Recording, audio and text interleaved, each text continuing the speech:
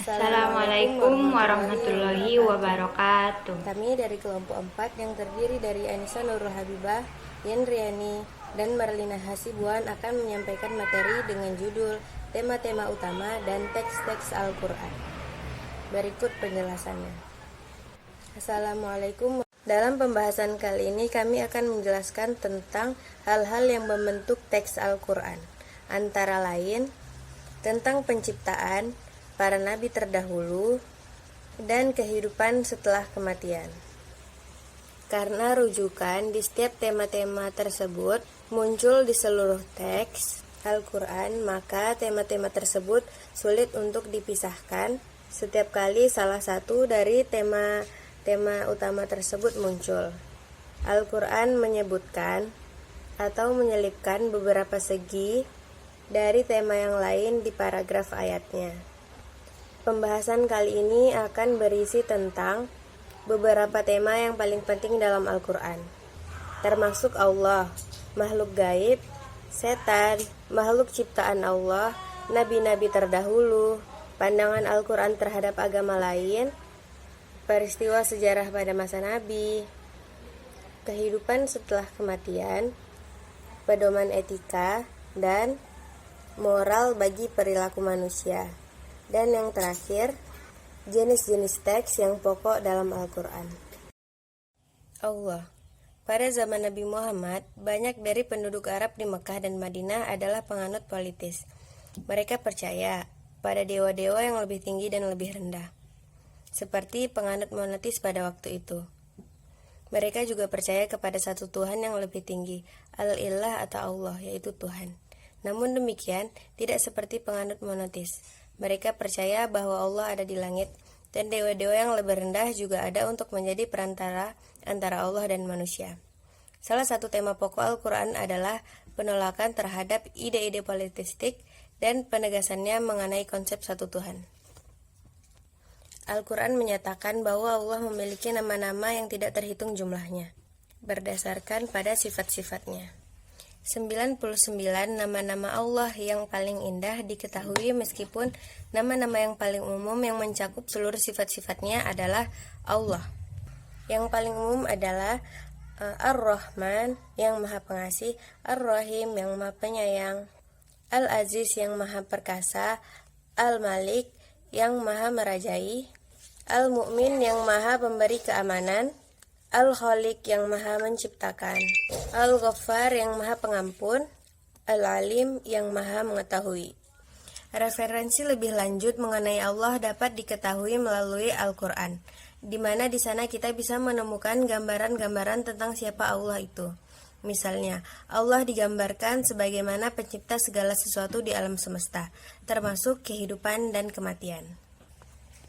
Ketika kita membaca Al-Quran, kita akan segera mengetahui bahwa Allah menjadi salah satu tema yang paling umum. Bahkan kita tidak akan mungkin menemukan halaman Al-Quran yang tanpa menyebutkan Allah di dalamnya. Salah satu aspek yang paling penting dari tema ini adalah bahwa meskipun Al-Quran seringkali memakai istilah-istilah antropomorfis untuk penggambaran Allah, seperti penyebutan tangan atau wajahnya. Tetapi Al-Quran juga menyangkal bahwa ada kesamaan antara Allah dan manusia. Ini mengingatkan kepada kita bahwa Allah adalah zat yang tidak serupa dengan apapun yang kita ketahui. Berikut ini adalah ayat cahaya yang mengungkapkan imajinasi kompleks untuk memberi gambaran kepada kita mengenai siapa atau apakah Allah itu. Makhluk gaib. Al-Quran memberitahukan adanya makhluk gaib yang berada di luar pengalaman manusia secara langsung. Misalnya, Al-Quran sering menyebutkan adanya malaikat. Beberapa di antaranya memiliki fungsi tertentu, seperti membawa wahyu kepada para nabi atau mengabarkan kematian. Beberapa malaikat disebutkan namanya seperti Jibril dan Mikail. Keyakinan pada malaikat itu adalah sangat penting dan merupakan salah satu dari 6 rukun iman dalam Islam. Sebagaimana malaikat yang selalu taat hanya kepada Allah tanpa terkecuali, Al-Quran juga menyebutkan adanya makhluk yang disebut jin. Jin adalah makhluk yang tak terlihat, yang diciptakan dari api tanpa asap. mereka memilih kehendak bebas, dan bisa jadi taat dan bisa jadi pula tidak taat kepada Allah. Dalam hal ini mereka mirip dengan manusia. Jin sering disebutkan dalam Al-Quran dalam hubungannya dengan manusia. Misalnya, Al-Quran mengatakan, "Katakanlah, aku tidak menciptakan jin dan manusia selain untuk menyembahku. Aku tidak menghendaki rezeki sedikit pun kepada mereka, dan aku tidak menghendaki mereka memberi makan kepadaku." Setan simbol kejahatan dan pembangkangan. Simbol kejahatan dan pembangkangan kepada Allah dalam Al-Quran adalah setan. Juga disebut iblis. Iblis adalah makhluk yang dijelaskan dalam Al-Quran sebagai makhluk yang berasal dari bangsa jin, yang entah bagaimana kedatangannya dianggap sebagai malaikat. Dalam kisah Al-Quran mengenai penciptaan, Allah memberitahu para malaikat bahwa Dia bermaksud untuk menciptakan khalifah di bumi. Beberapa malaikat menyanggah bahwa makhluk ini akan menciptakan malapetaka di bumi dan menjadi penyebab pertumpahan darah. Allah menolak sangkaan mereka dan kemudian menciptakan manusia pertama, Adam. Allah mengajarkan Adam nama-nama dari semua hal yang kemudian memerintahkan para malaikat untuk bersujud kepada Adam. Semua malaikat taat kepada Allah, tapi iblis tidak, dan berdalih bahwa ia lebih unggul daripada Adam karena dia diciptakan dari api, sedangkan Adam diciptakan dari tanah liat. Iblis dikutuk karena melawan Allah, tetapi diberikan penangguhan hukuman sementara sampai hari kiamat. Saat itu iblis beserta mereka yang mengikuti kesesatannya akan dihukum karena membangkang kepada Allah. Penciptaan. Al-Quran mengandung banyak referensi tentang penciptaan, langit dan bumi, dan apa-apa yang ada di dalam atau di antara keduanya.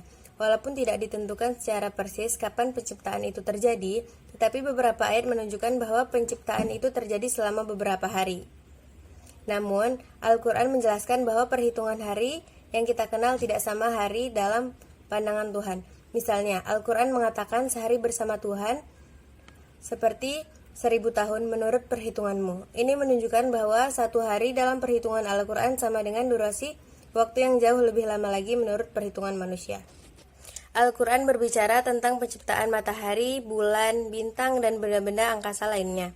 Al-Quran juga berbicara tentang penciptaan kehidupan di bumi dan semua unsur yang diperlukan untuk mempertahankan hidup, seperti air, yang menurut Al-Quran merupakan asal-usul kehidupan itu sendiri, dan udara. Al-Quran juga menyebut tentang adanya perubahan musim dan penciptaan pepohonan dan bahan makanan seperti buah-buahan dan biji-bijian yang menyeru kepada pembaca untuk merenungkan tanda-tanda Allah ini. Figur para nabi terdahulu. Sekitar 1/5 dari Al-Quran adalah berupa kisah-kisah para nabi terdahulu, pesan mereka, masyarakat mereka, dan bagaimana masyarakat itu menghadapi seruan Allah dan mengakui keesaannya dan mengikuti petunjuknya. Kisah-kisah ini panjangnya dan tingkat detailnya berbeda-beda, dan disebutkan bahwa banyak bagian Al-Quran. Sebagai contoh, meskipun ada surat tertentu yang dinamai nama seseorang nabi, tapi surat tersebut tidak menjelaskan biografi detail nabi tersebut. Tujuan utama dari penyampaian figur para nabi terdahulu di sebagian besar kisah-kisah kenabian dalam Al-Quran adalah untuk menyoroti ajaran-ajaran tertentu, bukan untuk menjadikan laporan yang lengkap tentang kehidupan mereka. Untuk memahami sepenuhnya pandangan Al-Quran mengenai figur tertentu, pembaca harus menyatukan teks-teks dari berbagai bagian Al-Quran. Dari semua kisah tentang nabi-nabi yang paling detail adalah kisah tentang Nabi Musa, Isa, dan Nabi Yusuf. Kisah cerita tentang Nabi Isa misalnya menceritakan kejadian-kejadian seputar kelahirannya, beberapa mukjizat dan ajarannya, hubungannya dengan masyarakat, dan apa yang terjadi padanya di akhir hidupnya. Cerita ini biasanya fokus pada masalah-masalah tertentu yang memberikan pelajaran yang luas, dan tidak mencakup sejarah yang spesifik tentang nama, tempat, atau waktu. Al-Quran menyebutkan 25 nama nabi, namun tradisi muslim menyatakan bahwa jumlah nabi sejak awal umat manusia mungkin lebih dari 100.000. Ini adalah pandangan yang didukung oleh Al-Quran sendiri yang menyatakan, dan bagi tiap-tiap kaum ada orang yang memberi petunjuk. Tujuan utama dari kisah ini tampaknya tidak hanya untuk menceritakan sebuah kisah semata, melainkan untuk menghubungkan misi perjuangan Nabi Muhammad dengan perjuangan para nabi sebelumnya. Ketika Nabi Muhammad sedang mengalami kesulitan dalam tugasnya, kisah-kisah ini akan mengingatkan dia bahwa para nabi sebelumnya harus menghadapi tantangan yang persis sama. Dengan demikian, Nabi Muhammad didorong untuk bertahan dan memiliki iman bahwa Allah memberikan bantuan dan dukungan yang ia butuhkan dalam memperjuangkan misinya, seperti yang telah dilakukan para nabi terdahulu. Kisah-kisah tersebut juga memberikan jaminan bahwa mereka akan melakukan perbuatan baik dan setia kepada Allah, maka akan berhasil. Teladan Maryam, Ibunda Isa. Salah satu tokoh paling penting yang berhubungan dengan Nabi adalah Maryam, Ibunda Isa. Meskipun dia bukan seorang nabi, Al-Quran banyak mengatakan tentang dia. Seperti tokoh-tokoh penting lainnya dalam Al-Quran, kisah cerita Maryam tidak hanya ditemukan dalam satu surat. Meskipun ada satu surat dalamnya, Al-Quran diberi nama dengan nama Maryam untuk mengkompilasi kisah-kisah Maryam seperti ada dalam Al-Quran. Penting untuk memadukan beberapa bagian dari 7 surat berbeda, termasuk beberapa ayat berikut dari surat 19 yang menggambarkan kisah tentang kelahiran Isa. Maryam adalah salah satu dari sejumlah perempuan yang sangat dihormati di dalam Islam. Dia juga merupakan sedikit orang yang namanya didokumentasikan sebagai nama surat dari Al-Quran. Maryam digambarkan dalam ayat Al-Quran yang lain sebagai orang yang dipilih Allah di antara semua perempuan lain, dan dikenal oleh orang Muslim sebagai orang yang memiliki kebajikan dan sebagai teladan untuk semua orang. Sebagaimana diilustrasikan dalam kutipan di atas, umat Islam percaya bahwa kejadian mengandungnya Maryam, bayi Isa, merupakan keajaiban ilahiyah. Ayat-ayat selanjutnya menggambarkan kelahiran Isa, reaksi masyarakat terhadap Maryam yang menuduhnya bahwa ia melahirkan di luar nikah, dan kata-kata yang diucapkan oleh Isa pada saat kelahirannya, yang memprediksi kenabian dan kehidupannya yang akan datang. Peristiwa-peristiwa kehidupan Maryam yang lain dijelaskan di dalam Al-Quran, termasuk saat ia masih menjadi seorang wanita muda, ketika dia diasuh seorang imam bernama Zakaria. Tokoh perempuan penting lainnya dalam Islam yang disebutkan dalam Al-Quran adalah termasuk istri-istri Nabi: Hawa perempuan pertama, Ibunda Musa, Bilqis, Ratu Negeri Saba, dan Ibunda Maryam. Peristiwa sejarah pada Nabi Muhammad SAW. Selain membahas tentang ini, di dalam kandungan Al-Quran juga membahas tentang peristiwa sejarah pada masa Nabi Muhammad SAW, seperti penerimaan wahyu pertama, pengangkatan Muhammad menjadi seorang nabi dan rasul, peperangan yang terjadi, kehidupan bangsa Arab sebelum datangnya Islam, perintah sholat, pengalaman-pengalaman yang menakjubkan dan bervariasi, mulai ajaran pertama di Mekah, dan pembentukan kepemimpinan masyarakat muslim pertama di Madinah, dan masih banyak lainnya. Itu semua bisa kita ketahui melalui kandungan isi Al-Quran. Selain peristiwa di Mekah, banyak pula referensi dalam Al-Quran yang merujuk pada peristiwa selama kehidupan Nabi di Madinah, seperti ketika Nabi melakukan tugas pembangunan masyarakat muslim pertama. Pada periode ini banyak sekali terjadi peperangan, misalnya yaitu Perang Badar dan Perang Uhud. Peristiwa sejarah pada Nabi Muhammad SAW. Selain membahas tentang ini, di dalam kandungan Al-Quran juga membahas tentang peristiwa sejarah pada masa Nabi Muhammad SAW, seperti penerimaan wahyu pertama, pengangkatan Muhammad menjadi seorang nabi dan rasul, peperangan yang terjadi, kehidupan bangsa Arab sebelum datangnya Islam, perintah sholat, pengalaman-pengalaman yang menakjubkan dan bervariasi, mulai ajaran pertama di Mekah, dan pembentukan kepemimpinan masyarakat muslim pertama di Madinah, dan masih banyak lainnya. Itu semua bisa kita ketahui melalui kandungan isi Al-Quran. Selain peristiwa di Mekah, banyak pula referensi dalam Al-Quran yang merujuk pada peristiwa selama kehidupan Nabi di Madinah, seperti ketika Nabi melakukan tugas pembangunan masyarakat muslim pertama. Pada periode ini banyak sekali terjadi peperangan, misalnya yaitu Perang Badar dan Perang Uhud. Kehidupan setelah kematian, yaitu di mana seseorang akan dibangkitkan lagi setelah terjadinya kiamat. Semua orang akan dikumpulkan dan dimintai pertanggungjawaban selama hidup di dunia. Tidak ada lagi suatu kesaksian yang berbohong, karena semua pertanyaan yang ditanyakan akan dijawab langsung oleh tubuh kita sendiri, dan juga semua catatan amal yang kita lakukan di dunia pada hari itu juga disebut sebagai hari perhitungan amal manusia. Karena tujuan utama dari kehidupan ini adalah untuk Allah dan mempersiapkan diri untuk kehidupan akhirat dengan beriman kepadanya. Perilaku manusia. Bagian penting dari Al-Quran ada kaitannya dengan perintah, larangan, pelajaran, dan bimbingan kepada manusia tentang bagaimana harus bersikap. Misalnya perintah tentang praktik keagamaan yang biasa disebut sebagai rukun Islam, berasal dari Al-Quran, yang mencakup perintah tentang percaya kepada Tuhan yang Maha Esa, mendirikan sholat, membayar zakat, berpuasa di bulan Ramadan, dan menunaikan ibadah haji ke Mekah. Terkait dengan interaksi satu sama lain, Al-Quran memerintahkan umat Islam untuk sabar, jujur, dan adil, menghormati orang tua, dan mensupport mereka di usia tua mereka. Ada juga ajaran-ajaran tentang etika dan moral sosial dalam Al-Quran. Misalnya, Al-Quran menyarankan umat Islam untuk tidak bertamu saat mereka sedang beristirahat, dan memberi pedoman tentang cara menyapa satu sama lain, berpakaian secara profesional, dan bagaimana berinteraksi dengan Nabi. Di dalam Al-Quran juga mengandung sejumlah larangan.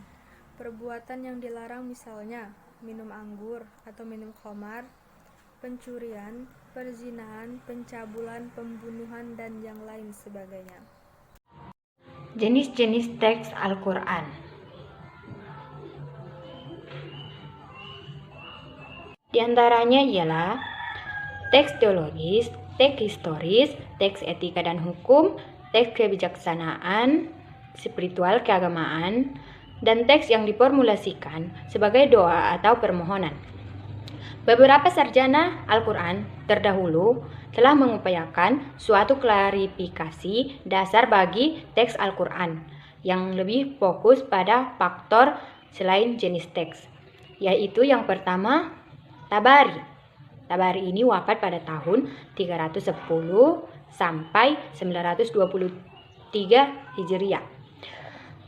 Mengidentifikasi ayat-ayat yang ia yakini bahwa hanya bisa ditafsirkan oleh Nabi sendiri, termasuk diantaranya ayat-ayat yang terkait dengan perintah dan larangan. Kategori kedua yaitu ayat-ayat yang tafsirannya hanya diketahui oleh Allah Subhanahu wa Ta'ala. Yang ketiga yaitu ayat-ayat yang interpretasinya terbuka bagi siapapun yang memahami bahasa Arab. Yang kedua di sini yaitu Ibnu Abbas. Ibnu Abbas ini wafat pada tahun 68 sampai 687 Hijriah. Dia membagi ayat-ayat Al-Quran ke dalam 4 kategori dari perspektif dapat tidak diketahui, ayat-ayat yang mana orang bisa mengerti atau mengetahuinya karena ayat tersebut adalah dalam bahasa mereka sendiri. Ayat-ayat yang mana setiap orang bisa mengerti dan menafsirkannya. Yang ketiga, ayat-ayat yang hanya para sarjana teks teologis. Teks teologis ini yaitu jenis teks yang entitasnya gaib. Yang pertama diantaranya Allah dan wujudnya, termasuk sifat-sifat dan perbuatannya, jenis entitas gaib. Yang kedua antara lain konsep-konsep seperti singgasana Allah Subhanahu wa Ta'ala atau arsy Allah, surga yaitu surga, neraka, malaikat.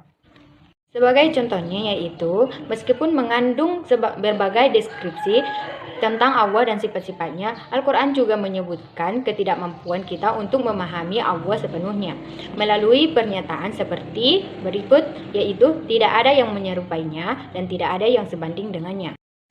Historis dalam Al-Quran. Sejak abad ke-6 sampai ke-12, praktik ini secara bertahap mulai ditentang oleh para sarjana terkemuka. yang menyatakan bahwa tidak sepatutnya bagi umat Islam untuk mengandalkan sumber-sumber tersebut. Cerita atau perumpamaan. Ada beberapa teks yang dapat disebut sebagai perumpamaan atau ilustrasi atau juga disebut matsal. Hal ini sebagaimana dinyatakan dalam Al-Quran, dan perumpamaan itu kami buat untuk manusia agar mereka berpikir. Perumpamaan lainnya digunakan untuk menyampaikan pesan agar mencegah diri dari sifat-sifat negatif seperti kesombongan. Teks, etika, dan hukum. Teks tersebut terkait dengan berbagai macam ajaran, termasuk sistem keyakinan umat Islam, praktek-praktek devosional, nilai-nilai esensial seperti perlindungan hidup. Sebagai contoh, salah satu ayat Al-Quran soal warisan di bawah ini. Contohnya yaitu, mereka meminta fatwa kepadamu atau tentang kalalah. Katakanlah, Allah memberi fatwa kepadamu tentang kalalah, yaitu jika seseorang meninggal dunia dan dia tidak mempunyai anak tetapi mempunyai saudara perempuan, maka bagiannya atau saudaranya perempuan itu seperdua dari harta yang ditinggalkannya, dan saudaranya yang laki-laki mewarisi atau seluruh harta saudara perempuan jika dia tidak mempunyai anak. Tetapi jika saudaranya perempuan itu mempunyai 2 orang, maka bagi keduanya sepertiga dari harta yang ditinggalkannya. Dan jika mereka atau ahli waris itu terdiri saudara-saudara laki-laki dan perempuan, maka bagian seorang laki-laki sebanyak bagian 2 orang anak perempuan. Allah menerangkan atau hukum ini kepadamu agar kamu tidak sesat.